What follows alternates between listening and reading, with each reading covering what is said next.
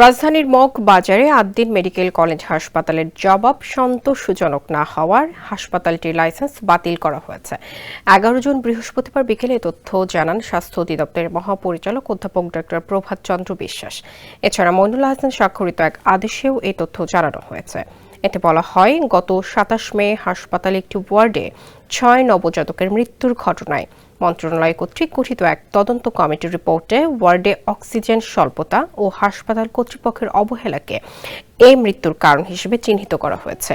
এরই পরিপ্রেক্ষিতে হাসপাতালটির লাইসেন্স কেন বাতিল করা হবে না এ মর্মে একটি শোকজ নোটিশ দেয় স্বাস্থ্য অধিদপ্তর।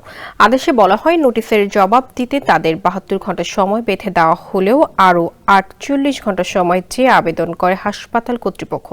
পরে গত 9 জুন শোকজ নোটিশের লিখিত জবাব দেয় হাসপাতাল কর্তৃপক্ষ।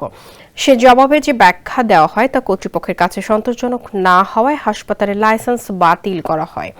তবে অধ্যাদেশের 12 ধারা অনুযায়ী লাইসেন্স বাতিলের পরবর্তী 30 দিনের মধ্যে এ সিদ্ধান্ত পুনর্বিবেচনা করার জন্য সরকারের কাছে আবেদন করা যাবে বলে উল্লেখ করা হয়েছে এই আদেশে।